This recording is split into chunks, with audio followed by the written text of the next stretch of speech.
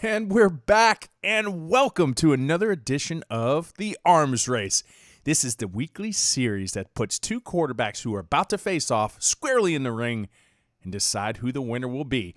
And this week, for the Duke Blue Devils, yes, the Miami Hurricanes rescheduled their opponent. It won't be Wake Forest this week, but it will be the Duke Blue Devils and Chase Brice. On the season, a little disappointing, I'm going to be honest. You're completing only around 50% of your passes and 13 interceptions versus 9 touchdowns. His completion percentage, 53.5% to be exact. So, 13 interception, and it doesn't take long early on. Here you go. Empty set look for the Duke Blue Devils. Georgia Tech is going to show 5 at the line of scrimmage. No need to panic. You have 5 offensive linemen. But it gets aided when you have 2 linebackers that are going to drop back into coverage, which they do. I like the pocket presence. He's going to go ahead and shift his feet, but now he's shifting right in front of a defensive end. When he does this, this is a perplexing decision because he decides to throw the slate over the middle. It should have been pick number 14. So there you go. That's some of the looks, multiple reads there, but in the end, put a ball in harm's way. And I'm going to be honest, I don't really see that much from this guy. I've watched him all year long. You don't routinely see D'Eriq King put balls in harm's way. Now, something else, he came into some criticism and fire from some pundits saying he's simply a one-read guy. You got to understand what his offense is asking him to do. This is simply an RPO, and it's a pre-snap. He's going to read something even potentially post-snap, but he's looking at one read, and it's right here. This is what the play is designed to do. If he has the ability to throw this slant to Mark Pope, which he does, or he's going to run behind right here, Jared Williams, who's pulling. There's the pull, but this is what he sees. He sees that the linebacker, he is staying back.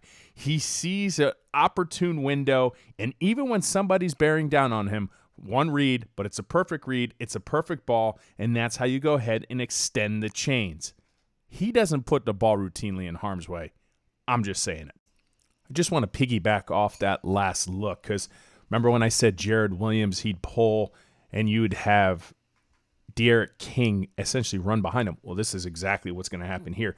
Pre-snap, you're going to see the press man coverage 3rd and 4. So even though you're saying continually that this is a one read, a lot of these RPOs are multifaceted, and this is one of those instances. You're going to have the linebacker stay back. He reads the numbers advantage, only 4. This is a very loose box. This is a great decision to go ahead and pull and run. He runs behind his blocker, just lets his athleticism shine, and he picks up a first down.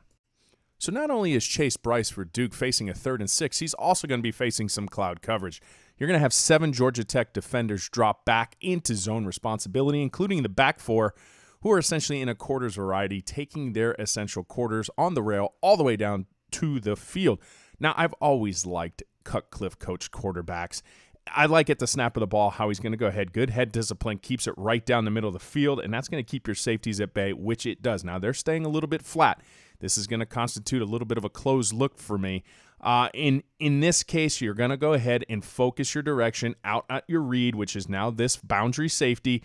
He's continually to give you that closed look. He's staying flat, and at this case, you're going to have a one-on-one look. Now, this is going to fall victim incomplete by a long shot if the turf monster is going to claim this ball. But the reality is it's not on Brice's fault here because you're going to see that the defensive tackle runs a simple stunt. This victimized Miami too against Virginia Tech plenty. But what you're going to see here too, some gamesmanship, because what you're going to notice right there, see how that right guard gets kind of thrown? You could constitute that as defensive holding. So he's going to go ahead, hook the guard, grab him, get that inside shoulder, and that allowed the defensive end to swing back inside. This is tough quarterback play. He's going to take an hellacious shot. That's what leads to the incompletion, and by no means necessary was that on the quarterback whatsoever. That was actually a good read. So even an incompletion and what looks like a bad ball could be actually great quarterbacking play. Now, in this case, you don't know football if you think he's a one-read guy. I'm telling you this right now. I've watched this kid all year, and this is just commonplace. You just got to know what he's looking at. Here you go. Here's the vision to the boundary side. That's probably read 1. Back to the middle of the field. That's probably reads 2 and 3. And then look, back all the way across to the field side for the completion. You go ahead and take that and put it in your Sebastian crack pipe and smoke it. So again, Chase Brice facing a 3rd and 8. They're in a single high safety look.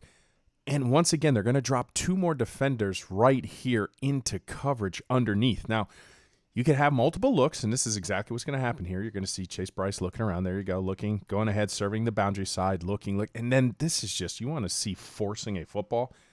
Very elongated motion there, very deliberate. I don't think he even meant to throw the ball into essentially harm's way in triple coverage. So not a good decision there whatsoever to go ahead and throw the ball.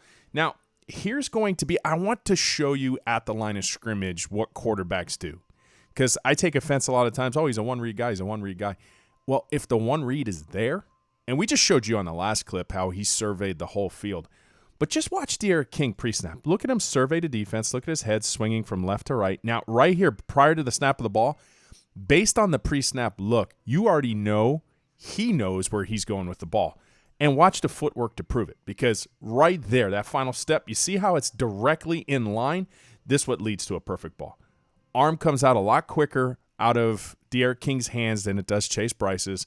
The decision was the first decision and the right decision versus Brice, who took multiple looks to just throw a really, really bad ball. So I'll be honest, this is one of these plays where I'm coming off the sideline and looking at my OC and like, play action pass in my own end zone? Really, coach? You're number one, big guy. But in this case, too, I got to put a little bit of responsibility here on Chase Brice because you know the play called, you know the coverage. And in this case, when you're going to have a play action pass where you're trying to suck in the defense along the goal line by pulling your left guard, and they're just basically set up, you got to know who could potentially come. And this is when it sets up for catastrophe right here. Because your left guard's vacating, your left tackle has to slide in to take the immediate threat. You just don't have enough to cover this. And as a quarterback, you got to know your protections. It's that simple. You lose sight of the fact of your protections. This is just a perfect call by the defense at the perfect time. And I don't like the play call whatsoever into the shadow of your own end zone, and that's going to lead to a safety. So boo on you, OC, and boo on you, Mr. Quarterback. Now, this, I got to get back to this throw because it's such an amazing throw. And looking at this again, you got to look at what offensive coordinator Rhett Lashley is asking D'Eriq King because he's only giving him one side of the field to work with here. It is a max protection scheme. It's 11 set personnel. Here you go.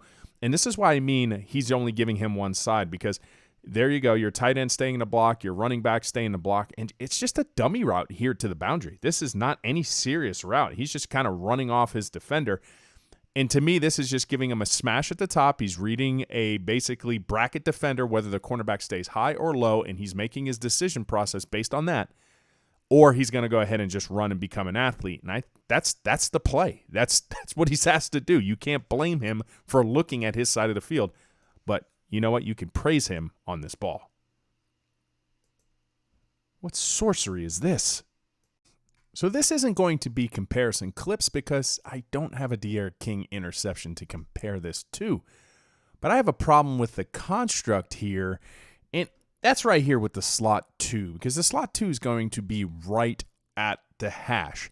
And this was something that I routinely saw with Mark Richt and a lot of tip balls on slants because you're inviting congestion.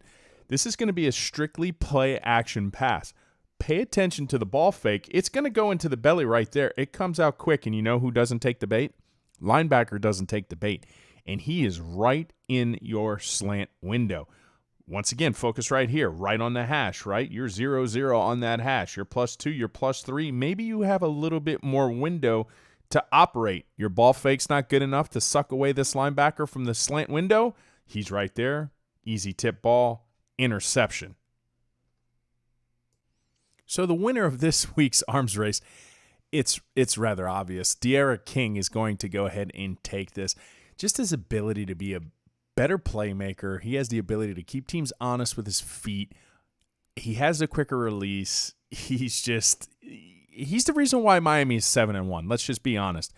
And when you needed a play, and speaking of 7-1, this is what it happens because you're down 24-19 and right on the money. Bang.